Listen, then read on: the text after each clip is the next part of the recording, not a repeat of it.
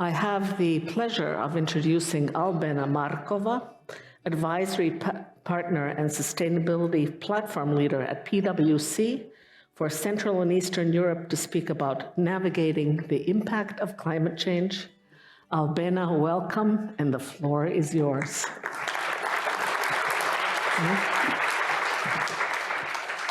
Can I just, here it is. Hello, ladies and gentlemen. My Menti is at 5. At this point of time, I'm not sure about yours. I hope you feel the same. Thank you for the honor and the privilege to be here and to speak about this topic. The energy in the room is great. Some amazing introductions and speakers earlier. So it's a great opportunity for me to continue the flow of discussion. And over the next 20 minutes or so, I'll try to make the connection between what's happening to our climate, what business has a role to play, because a lot of you, as I heard, are business leaders actually in the community. And then, in particular, to see what is the role of women. So stay with me for this. I hope that by this point of time, there is no doubt that climate change and climate impact is very, very real. It is here to stay. We have all witnessed what's happening in the news, the extreme weather events. They have already cost, over the past 20 years, trillions of US dollars in terms of damage, reconstruction afterwards, and damage incurred. There is the expectation that millions of jobs will be affected in the future, by 2030, 80 million. Because of the climate impact. And in addition to that, there will be further drop in economic value, but by 2050. By the way, even if we do the most that we can to actually stop climate change this way, because some of the effects are already irreversible and we need to be adapting. So the situation is rather grim, and it should represent a burning platform for action, or does it? Because we keep seeing, for those of you who follow the COP, the annual COP meetings, that even though climate is very high on the agenda and everyone talks about it, there is a lot of controversy at different levels. Politicians do not seem to agree, oil companies are still dominating, there is insufficient action, there is insufficient finance, especially for the developing countries that also need support in order to mitigate the effects of climate change. And in order to illustrate where things are and what we need to do, I'm showing here a seemingly complex graph, but actually it is saying something very simple. This is from the annual PwC Net Zero Economy Index that we calculate every year, and this is the most recent one from last year, which shows the following. In 2022, the global decarbonization rate in the whole world, the rate with which we decrease emissions, was 2.5%. Low, but actually much higher than the average one for the previous 20 years, which was 1.4%. In order for us to reach this target of not more than 1.5 degrees Celsius increase from pre-industrial levels of temperatures on Earth, we actually need to be doing a 17.2% decarbonization rate per year, which means it should be sevenfold more or more in order for us to reach that target. And that target is important because for those of you who follow the topic, if we don't reach that, or if we're not well below the 2 degrees of climate change, this may mean really disastrous consequences for the planet as such, as well as for ourselves as living creatures and for the economies. So lots of work needs to be done. Clearly, a lot of it should come from public sector, which is already activating, but a lot of it is also the work of business. So let's explore a little bit to what extent the different stakeholders actually perceive the need to act and the risks that are involved here. What you see on this slide are the findings of the most recent global risk report, which is created by the World Economic Forum from last year. Asking different experts from business, governments, international organizations, NGOs, academia, and so on, to rank the most pressing 10 risks in different areas that they see, whether it's economic, social, geopolitical, environmental, and so on. but in two different dimensions, for the next 2 years versus for the next 10 years. So I think it's not coincidental that you see the dominating green color, and green is exactly what it stands for. These are the environmental risks, many of them which are described. But you also see that where they stand in the shorter term of the 2 years is not the same as how they are perceived in the 10 years ahead. In the short term, apparently, pressing issues such as the cost of living, such as the geopolitical pressures, etc., take precedence. And actually stakeholders see them as more urgent. And maybe this is the reason for us or for the relevant stakeholders not to act in these ecosystems, because this is always a moving target. This is something for the future, and now there are much more pressing issues to act on, but the future is coming fast. And there is a realization among the stakeholders for this, because if you look at these results, which are not shown here, there is a divergence between what public sector thinks and what businesses think. The public sector is seeing the pressing issues of climate much more for today or for the short term. Well, the business keeps saying, okay, this is a little bit longer, so we have more time to act. Is this true? Probably not, because this is an action point for today.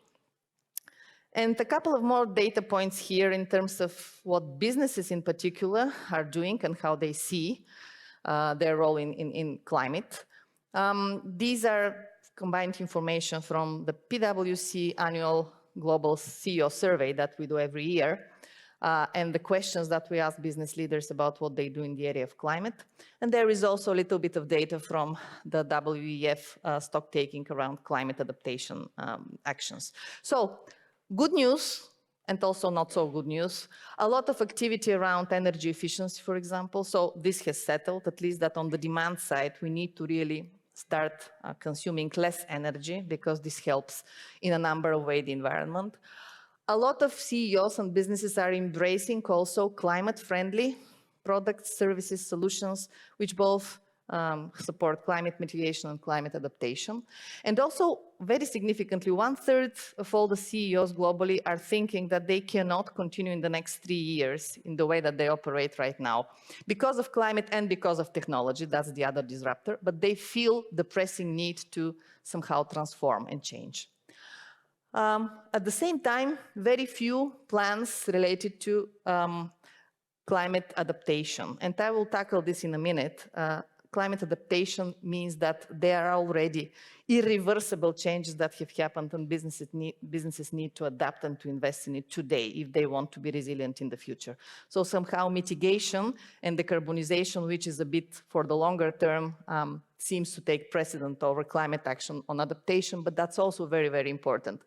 Also, not enough businesses are looking at their supply chains and how they contribute to the climate action. And you know very well, I was happy actually to hear that CSRD was mentioned so many times earlier in the discussion, that even CSRD's legislation, as well as other regulations, are pressing businesses to not just be responsible for themselves, but to be accountable for the whole value chain with which they operate. And in this way, it's a self-regulating system if it is to work properly. Now, why it is important that we look at what businesses are doing? Because at the end of the day, when everything is said and done from the public sector, with whole the enabling environment in terms of strategies, policies, regulation, etc., the actual impact on climate change and on mitigating the effects of it, on adapting, will be happening on the ground, in the real economy, on the manufacturing side, in the transportation routes and how they will happen, the whole logistics, in the way electricity is produced and consumed. And this is in the hands of business. So it is very important for businesses to act. And just a brief spoiler alert here, I'm actually told by our Latvian practice that we will be releasing the edition of the CEO survey for the Baltics next week, I think. So, I mean, feel free to look into it. I had a glance, similar findings, to be honest, not much of a difference, although I was very encouraged to hear that 70% of business leaders in the Baltics are already having plans for sustainable transformation and are acting on it, which is a great starting point. So what should and could businesses do?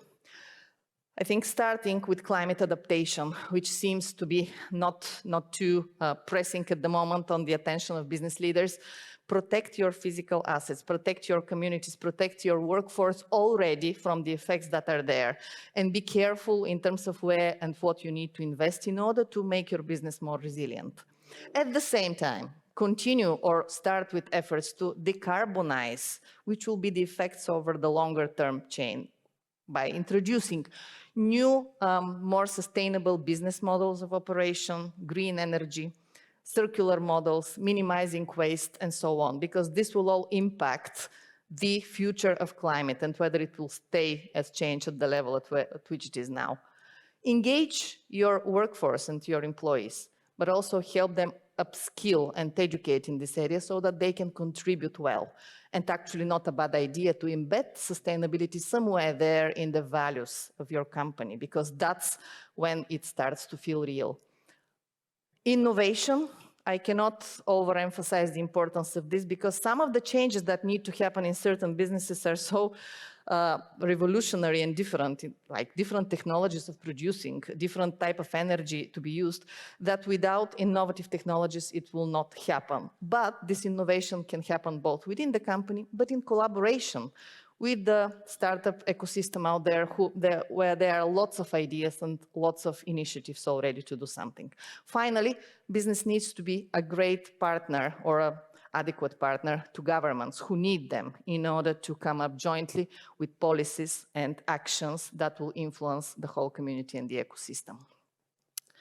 Now, let's talk briefly about the two dimensions related to climate, which I keep mentioning. One is the climate mitigation. What is the role of business there? It is to contribute to the already stated ambitions of a number of countries, including the European Union as such, of reaching neutrality, net zero by 2050, which will mean action not just from the state, it will mean action from everyone, and business should be in the front line of that. And we as PwC have come up with 9 building blocks of what net zero transformation means for business, because it needs to be encompassing the full cycle of all activities that are happening in order for it to sustain as an effect. Starting from the strategy, your choice as business leaders, how you will choose to act in the area of climate. Will you actually leverage regulations just as a burdensome kind of administrative thing where you need to report and that's it? Or actually, will you embrace it as part of your strategy as something where you really can make a difference, right? And when you do that, make sure you know your baseline and you come up with targets and objectives which are stretching, hopefully, but also realistic to achieve. Work at the governance level, at the governance impact, because there should be, tone from the top, personal engagement of leaders if sustainable transformation is to happen. And then it should be embedded somehow within the core strategy of the business. So ESG strategy as such as a separate thing, there is no such thing. If it's not embedded in your way of growing, in your way of developing, it will not be organic and it will not happen with the desired effect. Operations, everything should be then examined, and of course, where sustainability plays a role, the operations, the business models, the processes, even the culture in the organization should be adapted. Procurement, very important, because as I said earlier, we bear responsibility as business people, not just for our own operations, but for what our suppliers and value chains do. The innovation I mentioned earlier, very important. Finance. Climate mitigation, net zero transformation is likely to be a costly exercise. So let's make sure we actually articulate the business case, not only in terms of financials, but also in terms of effect on the environment, so that we get allies. There are financial institutions who are really focusing on green transformation. There are grants and aids that can be leveraged, and this is important for businesses to focus on. And then finally, be transparent in terms of what you measure, how you communicate it, because that's the way to engage your wider ecosystem. And without them, you cannot implement sustained change. Same for climate adaptation. There needs to be a comprehensive effort, which is not in conflict with mitigation. They actually can go together somehow, hand in hand. And This, what I show here, is a kind of wide framework that was created together by the World Economic Forum and PwC in terms of how businesses should think about climate adaptation. The first and foremost task is to avoid the economic losses that climate change may bring and enhance own resilience. So analyze the risk, how vulnerable your business is to climate change, to extreme weather events, what you can do about it. And then also look into your supply chain in terms of how you work with your suppliers, because we actually also during COVID that sometimes this is the weakest link in the chain, yeah, the value chain and the supply chain. Then think about this as an opportunity as well. It is not all costs. There can be interesting collaborations and solutions where, for example, for technology companies to create really tools that help manufacturing and other businesses with physical presence to model their climate scenarios, to predict the extreme weather events so that they're prepared. And this is an opportunity. And then also there could be excellent solutions which tackle both adaptation and mitigation. For example, increasing the energy efficiency of the buildings on the one hand, decreases energy consumption and cost, then lower emissions, lower effect on the environment, helps mitigation. But at the same time, the insulation will actually make the business more resilient to extreme hot events, for example, whereby there will be no disruption if something like this happens.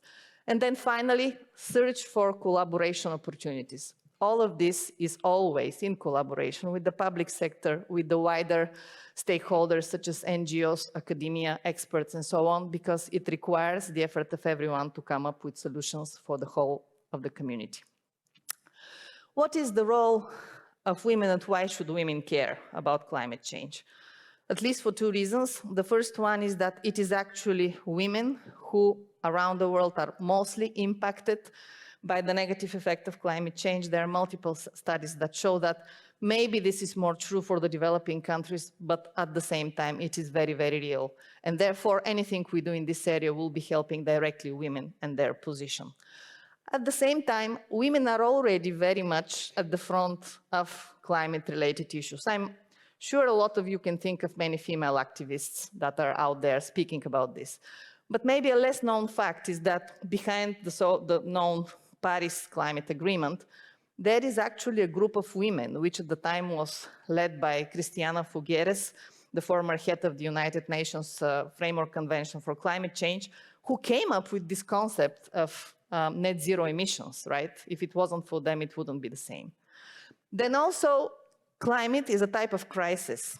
And what we saw, if not in other occasions, but at least during the COVID crisis, is that women have the ability to be extremely resilient in such events. There were studies which showed that countries which were led by female leaders were actually dealing much better with the overall pandemic situation and coming up out of it more resilient and with less suffered consequences.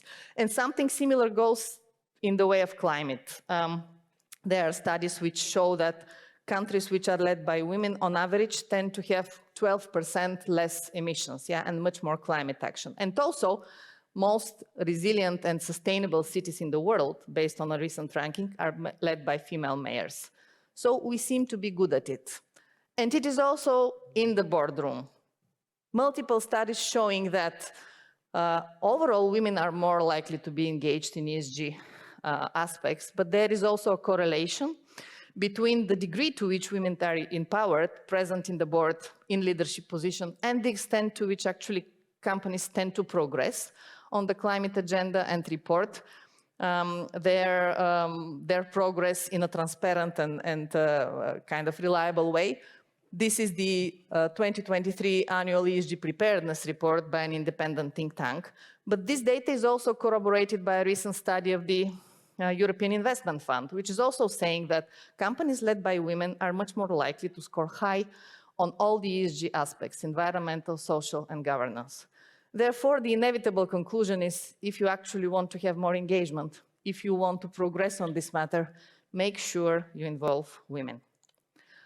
How to empower women, though, to be much more active in this field? I think in the red area there, around this female figure, you will see a fairly bright future for the so-called green jobs, which are jobs which will be related to sustainability, to a new way of operating, being green, and so on. Additional 155 million by 2030, which is a lot. This is data from Boston Consulting Group, but the share of which women are likely to take part in these new jobs is not that great. It's just about a quarter. And actually in 2021, it's been about a third, so deteriorating. Something needs to be done in that respect because inherently women possess qualities which make them really strong and good for the sustainability area. The collaborative mindset and the problem-solving approach actually makes us excellent at the negotiations table because it is about gaining consensus between a number of different stakeholders. The flexibility and the empathy actually helps us understand the different viewpoints, sometimes conflicting, but still finding a bridge where we can actually connect this and find a common solution. Our ability to simplify intricate matters makes us also perfect for the climate agenda because it is very complex, but it needs to come down to specific actionable points as opposed to the big concepts that are difficult to resolve. So all of this is something we can leverage on, and we, as leaders in this room, have the direct responsibility to act and to support this agenda for ourselves and for our women colleagues. What to do? Get personally involved in the sustainability agenda. You should be the role models. You should be driving this in your organizations, but then also entrust a female colleague with the operational leadership of all the activities. And you will be surprised, or maybe not, to see excellent results when you do that.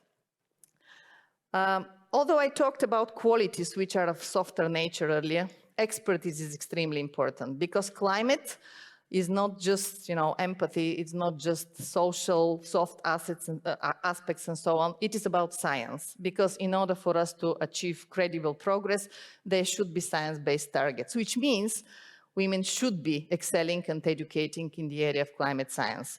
I loved the fact that STEM was so much mentioned earlier by different actors. I would also repeat that. Let's inspire women and girls to pursue careers in this area, including in climate, because it's very important. And of course, probably not coincidental that we are in this room, in this building, so I'm very hopeful for where we go in this.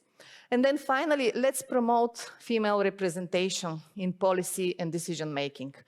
I will close with this final story. For those of you who were following the recent developments around the next meeting in the COP29, which is going to be in Baku, may have noticed what happened in January. The president initially came with a working group in Azerbaijan of 28 male representatives who would be working on the preparation of COP29, which of course exploded, in the social media everywhere around the world, lots of reaction. And there was actually a letter by 88 female climate leaders from around the world urging him to reconsider and to make sure it's a diverse and equally represented group. And actually within 24 hours, there was a new arrangement whereby additional 12 women were added. So right now it's 1/3 female representation on the Azerbaijani working group working on COP29, which is a great development and which shows us that we should speak out. And we shouldn't be worried about raising our concerns, because this is the way for us actually to bring positive change, and it can happen. And I will leave you with this.